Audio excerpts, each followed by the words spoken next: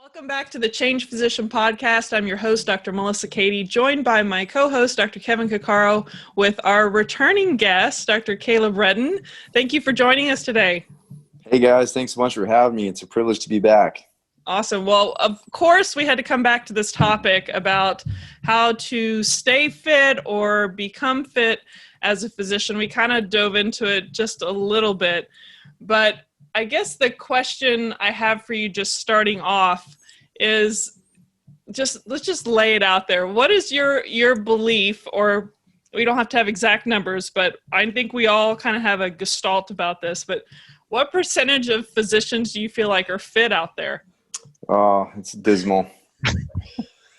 Like, it's dismal. 5% or probably, minority. That are, if we're just going by national standards. Okay. So like, this is just objective. So, the recommendation from Surgeon Generals, which I don't agree with, but these are the recommendations, 5 days a week with 45 minutes of moderate vigorous activity and a BMI under 25 for men, under 27, 28 for women. Physicians that meet those basic objective requirements for fit, which I'm going to get back to the definition of fit in a second, but it's well under half. I mean, I probably would say 30%, 30 to 40%. And usually, at least I find, the people who are fit, the physicians who are fit, are often endurance athletes. So they enjoy cycling, swimming, running, hiking, tennis, golf, those type of things. I think if you look at the number of physicians who lift weights or do resistance training, it's probably even less. I think that in general, for years and years, I think that in the medical community, there was almost a derogatory viewpoint of heavy lifting, like that it could create too much damage or it was problematic. But I think the pendulum is starting to shift a little bit more, and people are understanding and recognizing that resistance training so anaerobic plus aerobic fitness are absolutely the best ways to maintain optimal health and fitness. And the definition of fitness truly is more than just being lean, because just being lean does not mean you're fit. Just being obese does not mean you're unfit. So, everybody's body composition is not, the outward appearance is not the inward expression of the engine, right? So to be fit, there's way more to it than just how you look. It's how your heart and lungs are working, how your pancreas, your insulin response is working, what your metabolism is doing, what type of lean muscle mass are you carrying, what's your bone health, what's your cartilage health. All those things lead to an overall level of fitness. So if you're a super big, strong, muscle-bound person, but your VO2 max is abysmal, you're not fit, right? Like that's not a longevity plan. But then again, if you're a super, super lean endurance runner and you have osteoporosis in your early 40s because you have zero bone mineralization because you just don't do enough resistance exercise, that's not great either. So I would say it's unfortunately a very, very low number of people who kind of meet the basic standards for fitness in the physicians. At least it seems like to me. Yeah, I'm glad you brought up, from a definition of like what is fit. That was kind of where I wanted to go with that, and bringing up how people look. It's quite interesting. Even they call it TOFI. I don't know if you've heard that. Thin outside.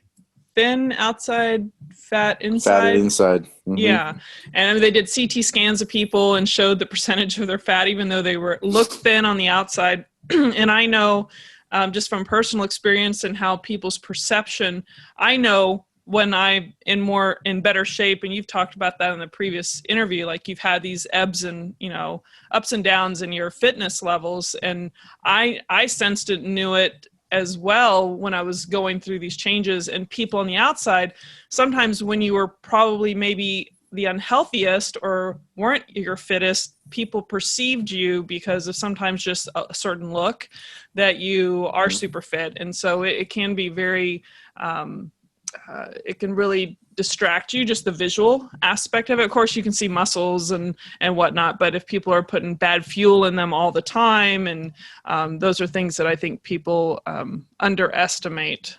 Kevin? I'm just sitting here thinking, and I'm kind of thinking about the audience, and I kind of want to make sure that we're clarifying a couple of things, because there Sure. seems like two kind of lenses you can look at this. There's a prevention focus lens, and then there's a promotion and optimization lens. Absolutely. And we kind of need to make sure, so because prevention is like, when you're looking at standards, they're generally, this is what you need to do. That's like the low bar. This is what you need to do that has been associated with lesser risks of cardiac death and less transition to metabolic syndrome and stuff like that.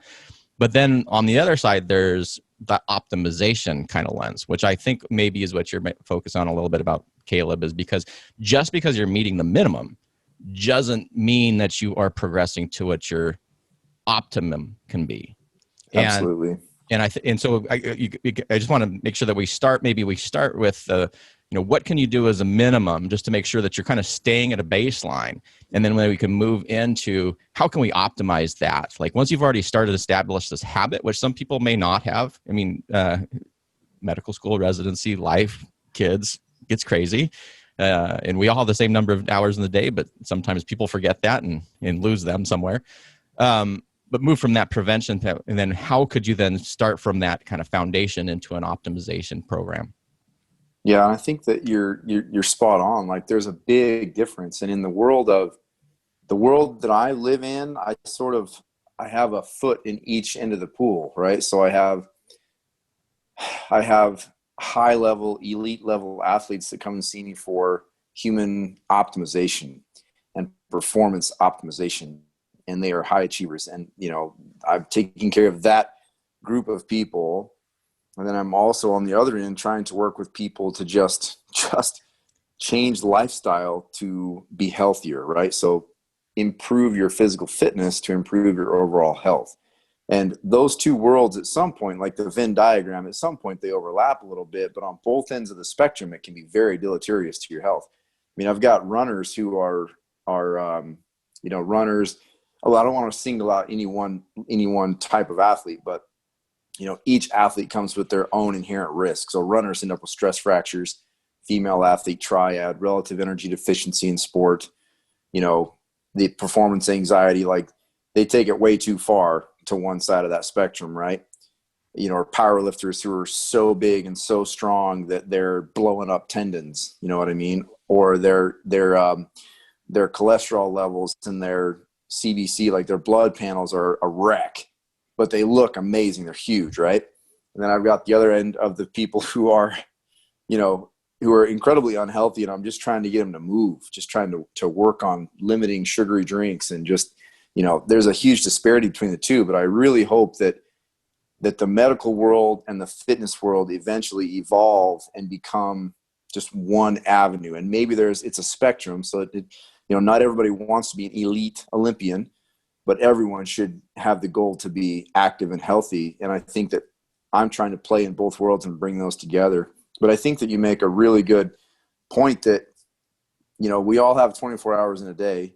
It's up to you how you spend those hours. Time is a funny thing. It's the most expensive currency that we have, right? There's no refunds. There's no exchanges. You are allotted a finite amount. And once you've cashed it in, that's it. That's it. You get a finite amount. That's it. So how you choose to spend it is critical importance. And as I'd mentioned before, it doesn't take 6 hours a day to be physically fit. Maybe if you want to be on one end of that spectrum, you might require more time, but to just be physically active and physically fit in order to be preventative, it requires less global time in your 24-hour day, but it requires consistency. So I think, especially with like medical school, residency, fellowship, work, family life balance, there will definitely be some requirement for sacrifice in order to put some of that time away towards the benefits from preventative, health habits. And I really think it comes down to a couple of very simple key points. Planning. If you don't have a plan, if you fail to plan, you plan to fail. Old cliche, but it's true. You have to plan for it. You have to prepare for it. That takes a little bit of time in getting your meals ready, getting your workout ready, looking at your schedule for the day.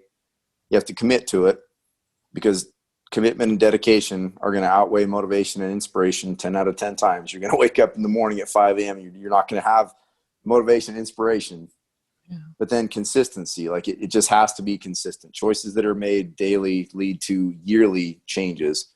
And then you have to be willing to make accommodations to overcome adversity, because there will be adversity. There's going to be days where surgery goes longer than you expected. You're in the OR longer than you thought, which shortens up your day. And we're dealing with that today, right?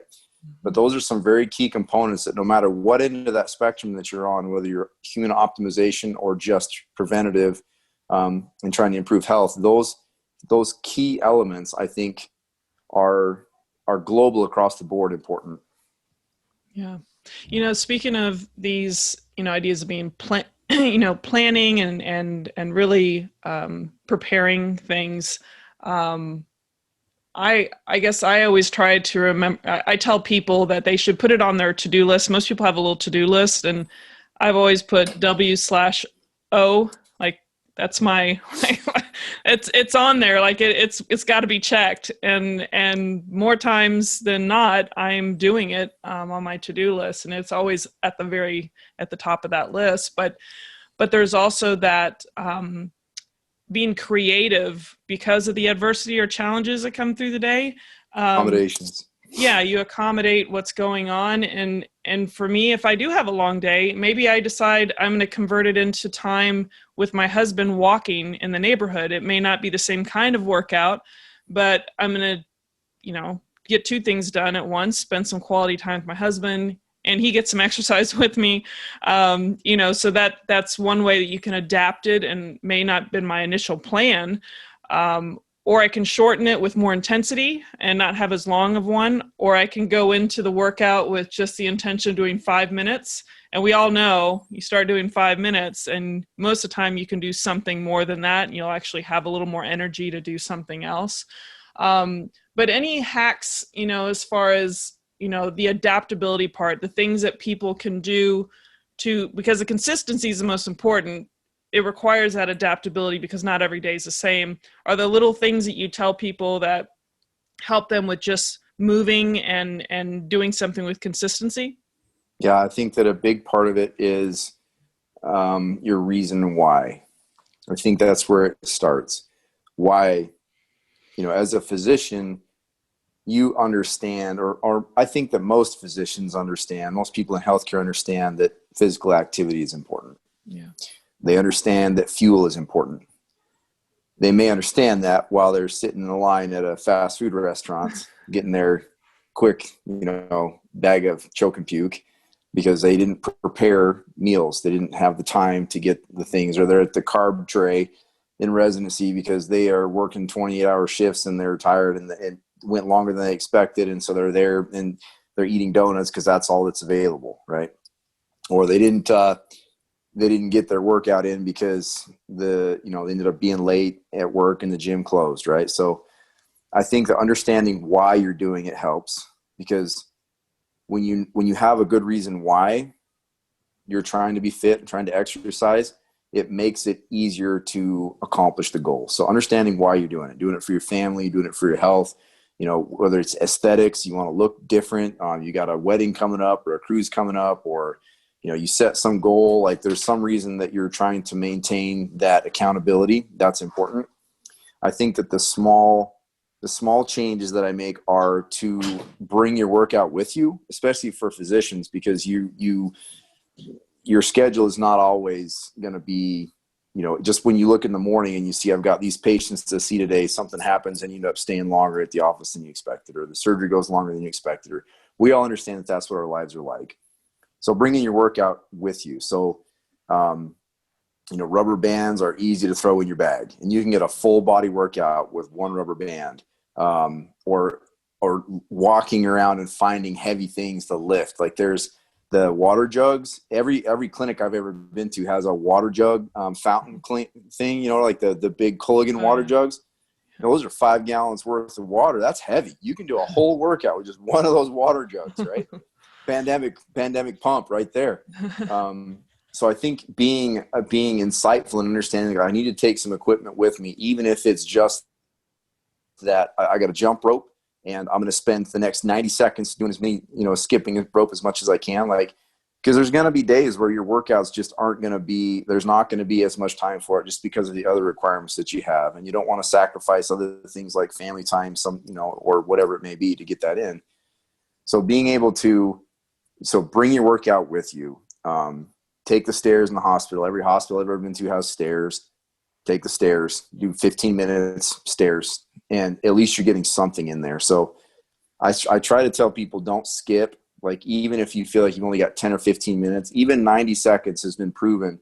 90 seconds of vigorous activity, even sporadically through the day, has been shown to improve your metabolic profile, to improve insulin response. And, it's beneficial. There's tons of different physiologic improvements that come from that. So even 90 seconds is worth it. So don't skip it. And if you have to, bring it with you. I think that learning how to multitask is also really important. So, in medical school, you need to study, right? So bring your lectures with you, put them in your head so that you're listening to lectures while you're working out, or while you're going for a walk, or, with your husband, you're multitasking. A lot of times that's required in the day of a physician, because we have so many things. I mean, I think it's great to, one of my partners dictates all of his clinic notes. I can't do this because I can't remember as well as he does, but he'll finish and he will go for a bike ride or a walk, and he'll dictate all of his notes. And so he's actually exercising while he's doing his notes. And so he's multitasking. I can't do that. I have to sit down and look at all the, the little notes I've taken during the day, so I make sure I get everything right. But finding ways to multitask is really critical. Yeah. I'd like to add to that too, about bringing your workout with you. Some of the things that really help you not make excuses when you have a good why. I put my workout clothes in my trunk, and sometimes a couple sets of them. And so I never have an excuse or anything. Now I work out mainly at home or in the neighborhood, so it's a little different, but anything that creates, it doesn't allow you to make the excuses. And we all make them at times. And the other thing I think as physicians, and maybe I'm the only one, but there's days where you feel like, I worked hard and, I deserve to take a day off, or I feel like, this is a day I'm going to just coast and I don't feel like it, or I deserve, to have that time off. There's moments like that where you realize that sometimes our brain and our mind get in the way, and you kind of have to get in a habit of just going and showing up, and not letting that kind of narrative start seeping in. If you feel like you just worked your butt off and you need to, not go work out. It's just a lot. I think there's a lot of mindset, and I'm sure you can agree that sometimes that can be our worst enemy. Oh, absolutely. Yeah. Kevin?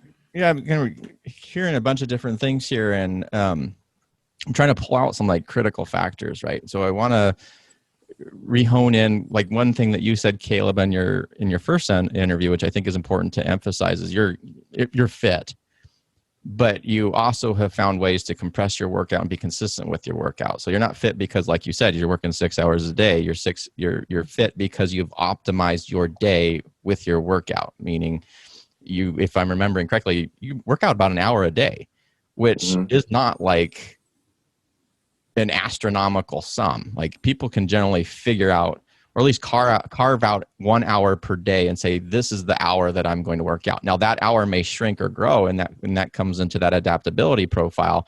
But really is that planning is identifying when is your optimal time to exercise, and then making sure that optimal time fits your schedule as well as your personality profile.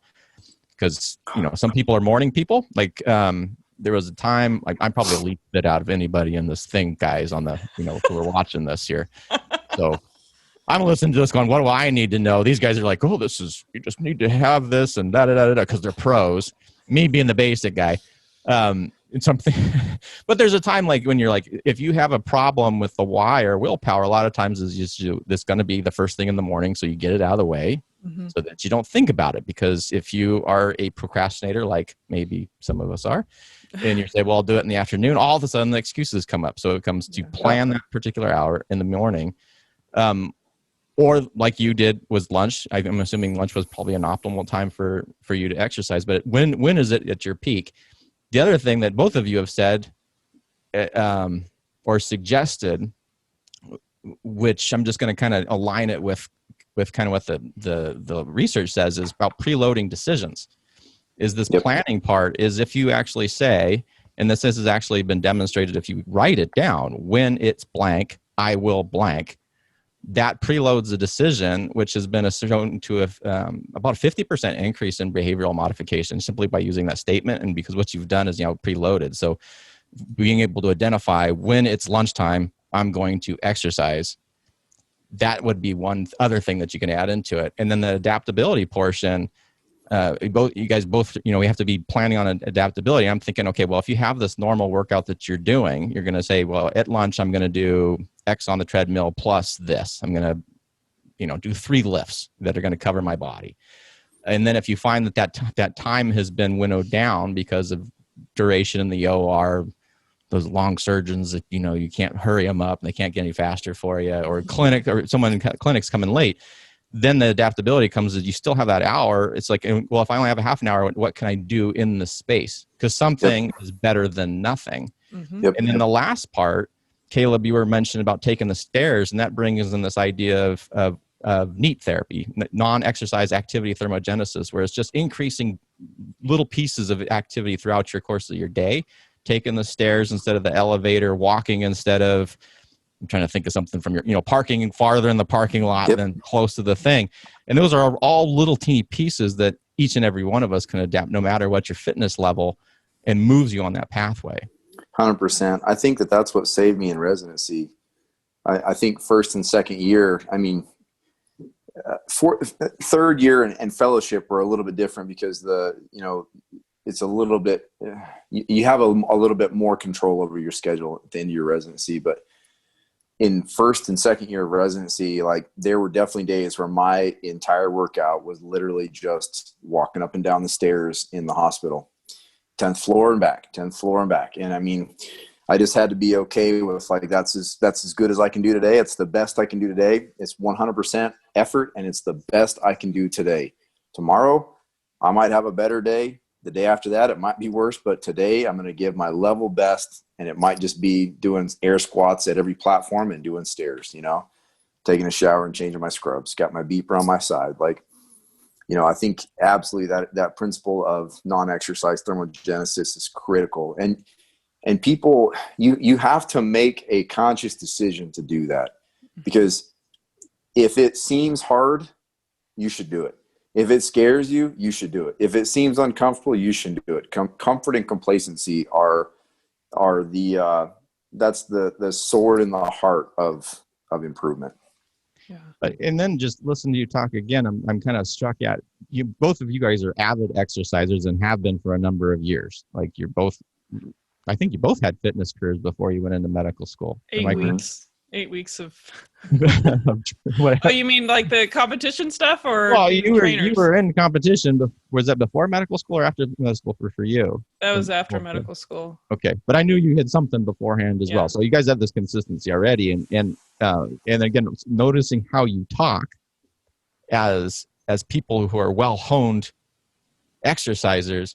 What I'm reflecting is you're saying, when difficulties come up, was always, how could I fit in a workout? How could I adapt a workout? Which is very different from somebody else who may be saying, why can't I work out? Or this is a difficult day to work out. There's what are there things that are in the way of me getting a workout? And the phrasing the question sounds so silly, but how the brain wants to answer the questions it's fed. And if you say, how could I get a workout in today? Or how can I adapt my workout time?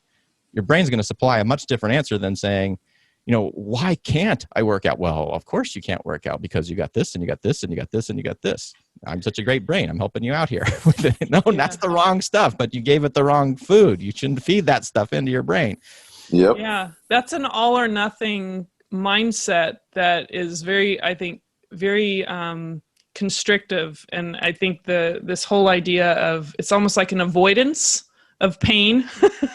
And it is all about how you're perceiving the experience And that's an incredible, important thing, including the why that, Kaleb was talking about. If you're trying to find every excuse possible instead of adapting, it's just like someone getting injured. They injure their foot and they feel like I can't do anything to exercise now. It's like, well, that's very a restrictive kind of mindset. Are you going to say something? Yeah, it's interesting that I have this conversation with patients so often. So you think I should probably stop exercising, right, doc? Because I got this, or I probably ought to not do anything now, right, doc? Because I got this, and I'm like, oh no. Let me write you a book about why you're not going to quit exercising. We're going to make some accommodations, and you're going to overcome this. But my shoulder's in a sling. I'm like, what's your other arm doing?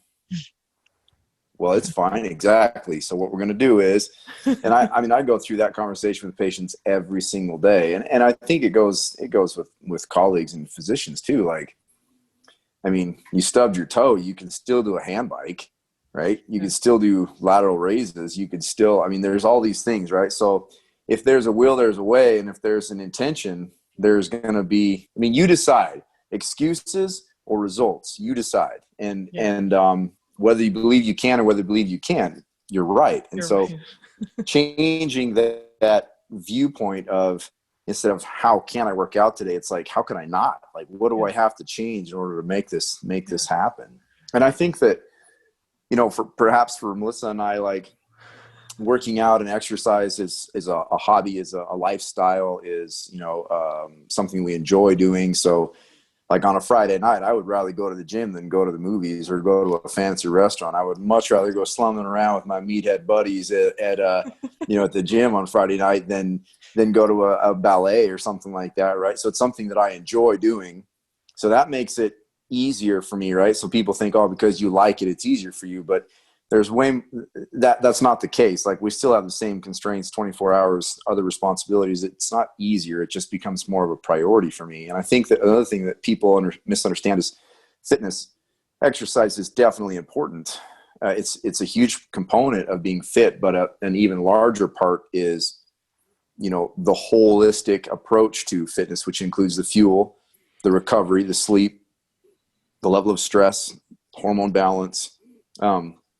It's an entire, the entire milieu. Like, it's not just exercise, but I think that you start to link the importance of each of those things, and they all tend to get better when one gets better. So the harder you work out, the more productive you are through your day, and maybe the more accountable you are with what you eat, because you're like, man, I had that amazing workout. I don't want to waste it now by ruining my metabolism with all this junk food.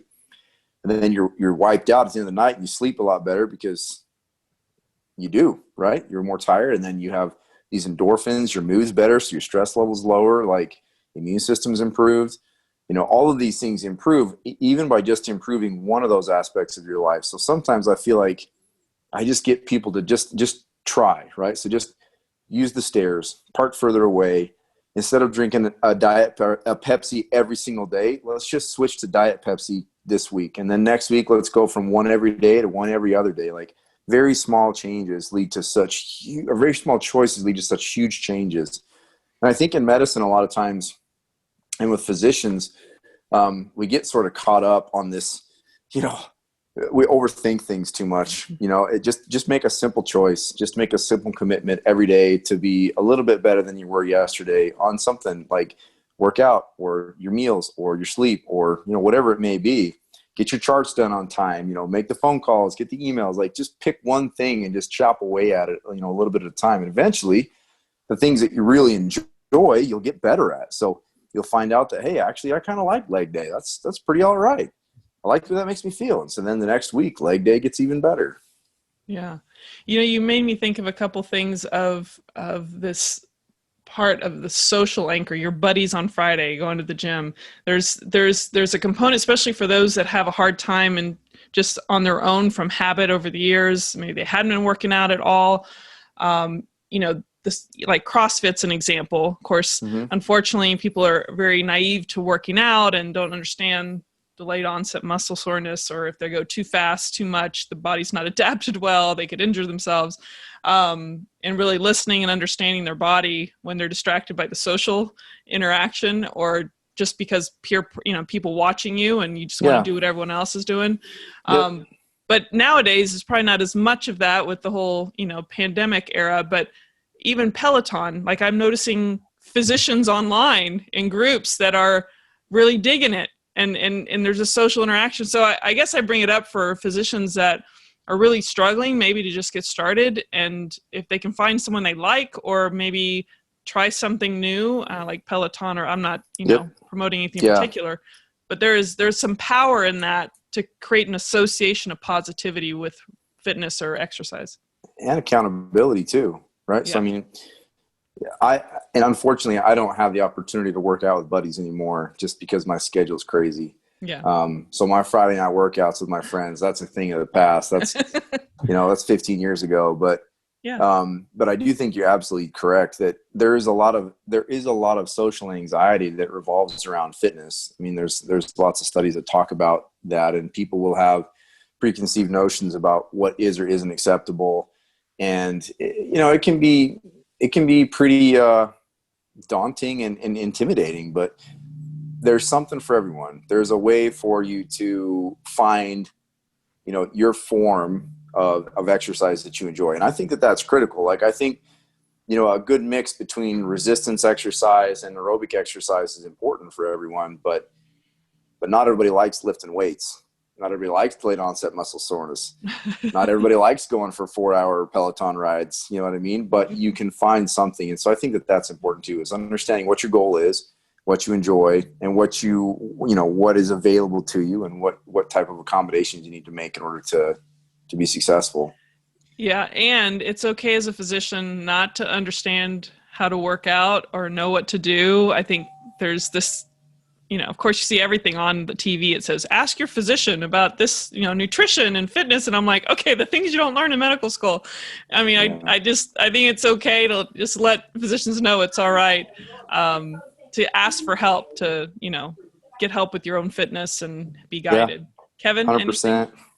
I was because that's come up a number of different times, and we just actually talked to somebody about this. Actually, Heather, a couple days ago, Dr. Hammerstedt, about coaching and the importance of coaching. And if you are uncomfortable beginning a workout program, get a coach. Because then you got someone who can guide you, that can help you to optimize, to help you plan, to help you adapt, and provide accountability. So in a lot of ways, it seems like an ideal solution if this is something that you actually are wanting to do. I think that that's a very important point, that doctors know a lot. They go through lots of training, lots of school, but we don't know everything, and that is okay. I can't count the number of times in a day in clinic I tell people I don't know exactly what's wrong, but I think it's this, right? So that happens in our jobs. Why wouldn't it happen outside of our jobs? It's okay to say, I don't really know how to do a snatch. I'm not really sure what a hack squat is. I don't know how much I should be lifting or running or whatever. I'm not exactly sure what my nutrition value or my nutrition needs to be. So it's okay to get help. And I think that in looking for a coach, it is really important to find someone who has credentials and who has experience and understands anatomy and physiology, because you do know a lot, right? So the gym that I work out at, and I'm the medical director for the gym, and I oversee all the personal trainers, and I help with like a personal training clients. So the people will come in and say, well, I've had a rotator cuff tear, or I have Crohn's disease, or I've got diabetes, or whatever, and I want to work out, I want to get in shape. And so I'll help the trainers, and they'll say, well, he's got this. And I'll say, well, in that case, change these things, and they ought to be just fine. And then we work back and forth. And our gym has per capita more physicians than any other gym I've been to working out in that setting, because they're getting the type of coaching that's, number one, educated, reasonable, goal-oriented, and flexible for their schedules. And so it's really cool to walk in the gym and see a bunch of colleagues, a bunch of people that I recognize from the hospital. And it creates an environment of professionalism, and it creates an environment of, maybe just that next level of credibility, that the coaches are actually helping someone who has a higher degree. A physician has a higher degree than the personal trainers, but they're able to work together in coming to a common goal. So I think it's absolutely okay to learn from somebody else who may not have the same level of degree that you have, but maybe they don't know as much about as much, but they might know a lot about a little that can really help you in some of the gaps that you have. So I think getting a coach and helping with nutrition and exercise is really great. I think just in closing, because I know Kevin's got to go and we've got some things to work on, but I think that it's really important for physicians. I think just closing statement, we all know that, for lack of a better term, obesity is probably the single most preventable and modifiable risk factor that we as Americans are struggling with. And we all know that. We all know that it doesn't matter what aspect of medicine you work in, improving people's metabolic profile improves their longevity in life. It doesn't matter if it's orthopedics or if it's pathology or OBGYN. It doesn't matter what industry you're in medicine. Helping people have the appropriate body composition is critical.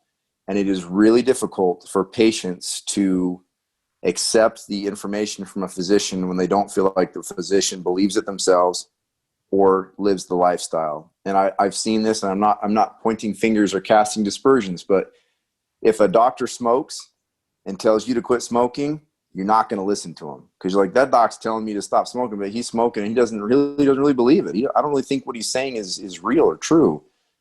So I think that it makes your actions speak so much louder. Your example speaks so much louder than your words sometimes. Like if you show people that you're willing to do it yourself and you're trying, that carries so much more weight. And you don't have to go from 0 to 60. You don't have to go from someone who's out of shape and doesn't work out to being an Olympian in 2 days. It doesn't happen that way, but just the process and trying, I think, makes such a huge difference. I've seen so many people who, I had a couple of physicians that I've trained over the years that have lost 50, 60 pounds, and now their patient population sees that as well, and it's gangbusters, like it's infectious. So I would say if anyone who's listening today is concerned about where to start, don't worry, just start. Just start. Work today on improving your nutrition, improving your exercise, move more, have the confidence. If you don't have the confidence, get a coach, get a group of people to work out with, find a Peloton buddy, listen, reach out to people through social media. Like there's so many avenues now. Find the crutch. If you need the crutch, find it, lean on it until you don't need it anymore. After you learn to walk, run. And once you run, don't stop and keep lifting. Don't skip leg day. That was awesome. Kevin? The don't skip leg day. Oh boy. I love it. Today's leg day for me, and that's why I'm sitting down, not standing during this interview, because the old wheels are a little shaky. That's awesome. No, well, thank you so much, Kaleb, for joining us today. This was a fantastic interview. A lot of little hints and strategies in there, whether you are on one end of the spectrum or another end of the spectrum, or just want to get started there. Oh, we forgot to mention, where can people find you, Kaleb? Yeah, so on Instagram, my name is muscledoc_KR, and that's probably the easiest way for people to kind of follow along. And then the gym, I'm the medical director for the Mecca Gym, which is in Meridian, Idaho, and they do online training, they do online coaching, they do, nutrition. I mean, they do it all. They're really phenomenal trainers. All of our trainers are, either have a master's or a doctor. They're working on it. They're all educated people who have a lot of experience. And so I'm there at the Mecca Gym. You can find me on their website, but also on Instagram, muscledoc_KR. So I'm actually extending this by 2 seconds here to ask, with the Mecca Gym and given the COVID sort of pandemic that we're in right now, and you're doing online coaching, would that mean that people in other areas other than Meridian could potentially get coached? Absolutely. Yeah, we've got clients all across the country, actually across the continent. I think that's important because you've described a wonderful situation where you got a physician who's in a role of being able to work directly with the coaches who can then be working directly with physicians. And we're in this era where you're stuck, you're not supposed to be really in a gym anyway, which makes kind of makes a lot of sense when you're looking at some of the way COVID's playing out. But awesome. Thank you, Kaleb, for coming on today. Absolutely. For everybody else out there, this is Dr. Kevin Cuccaro and my co-host, Dr. Melissa Cady. This is The Changed Physician, and we will see you in the next episode.